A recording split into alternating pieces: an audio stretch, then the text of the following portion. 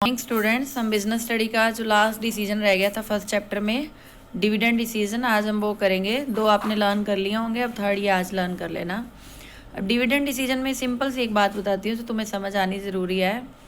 Company के share holders होते हैं, उनको डिविडेंड दिया जाता है। अब कंपनी का एक होता है मैनेजर जो कंपनी के मैनेजमेंट करता है, इधर से होते हैं शेयर होल्डर्स जो कंपनी के ओनर होते हैं। अब शेयर होल्डर चाहते हैं कि हमें ज़्यादा से ज़्यादा डिविडेंड मिले, लेकिन मैनेजर क्या चाहेगा कि रिटेन्ड अर्निंग रखा जाए। रिटेन्ड अर्निंग का मतलब है कि फ्यूचर के लिए, फ्यूचर नीड के लिए कुछ पैसा रखा जाए। तो वो अपनी तरफ से ट्राई करता है कि जितना प्रॉफिट हुआ है उसमें से ज़्यादा हिस्सा फ्यूचर नीड के लिए रखा जाए, और शेयर होल्डर अपनी तरफ से ट्राई करते हैं कि जितना प्रॉफिट आया है उसमें से ज़्यादा हमें डिविडेंड मिलता रहे। तो दोनों का डिस्प्यूट ना हो, इसके लिए एक बैलेंस डिसीजन लिया जाता है कि शेयर होल्डर भी खुश रहें, उनको डिविडेंड मिलता रहे, और मैनेजर के लिए भी रिटेन्ड अर्निंग पड़ी रहे फ्यूचर नीड के लिए।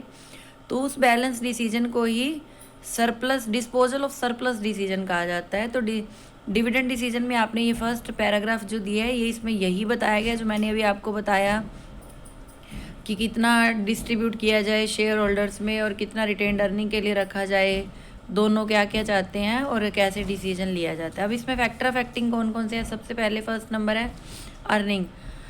अब अर्निंग क्या मतलब होता है? अर्निंग मतलब जो कमाई है। अगर कंपनी की अर्निंग अच्छी है फिर तो वो डिविडेंड ज़्यादा देगी, नेचुरल सी बात है। तो dividend is paid out of the present and reserve profit, मतलब या तो हम प्रेजेंट प्रॉफिट में से डिविडेंड की पेमेंट करते हैं या हमारे पास कोई पहले के प्रॉफिट पड़े हैं उसमें से किया जाता है। तो जितना ज़्यादा हमें प्रॉफिट होगा उतना ज़्यादा हम डिविडेंड देंगे। हम मतलब कंपनी के पॉइंट ऑफ व्यू से बात हो रही है यहाँ पे। फिर स्टेबिलिटी ऑफ अर्निंग।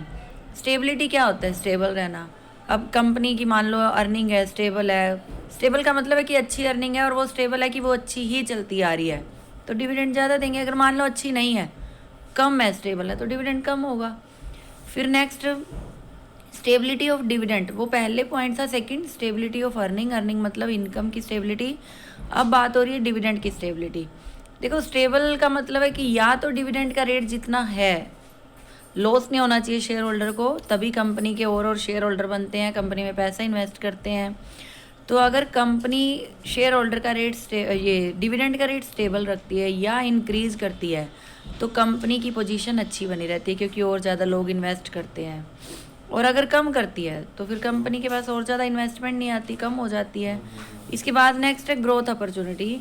अगर कंपनी की ग्रोथ अपॉर्चुनिटी है, ग्रोथ अपॉर्चुनिटी मतलब वो ग्रो करना चाहती है, तो वो जो प्रॉफिट कमाएगी उसका ज़्यादा हिस्सा बिजनेस अपनी कंपनी में रख लेगी और कम डिविडेंड देगी।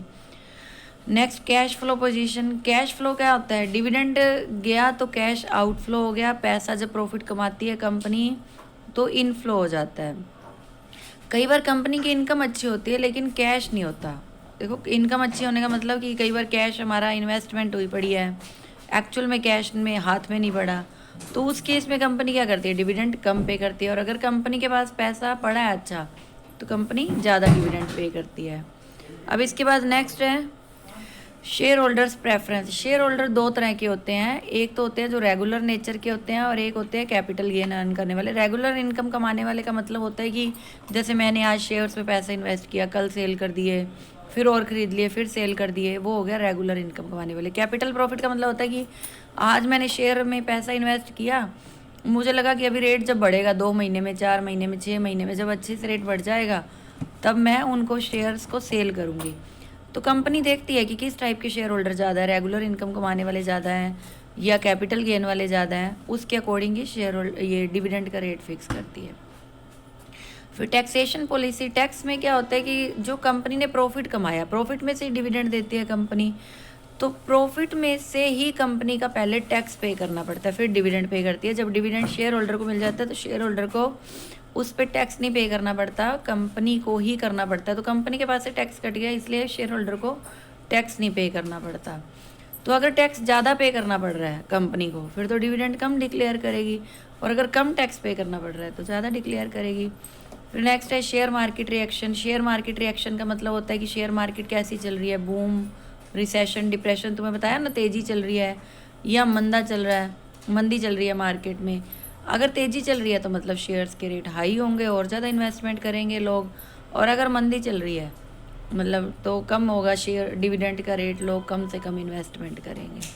तो इसमें यही डिविडेंड और मार्केट वैल्यू जो शेयर्स की होती है वो एक दूसरे से रिलेटेड होती हैं। फिर नेक्स्ट है access to capital market. Capital market में एसेस का मतलब होता है कि कंपनी को अगर ईजिली फाइनेंस अवेलेबल हो रहा है तो वो डिविडेंड हाई रेट पे दे देगी, अगर ईजिली अवेलेबल नहीं हो रहा तो कम रेट पे देगी। And last one is legal कंस्टेंटेड।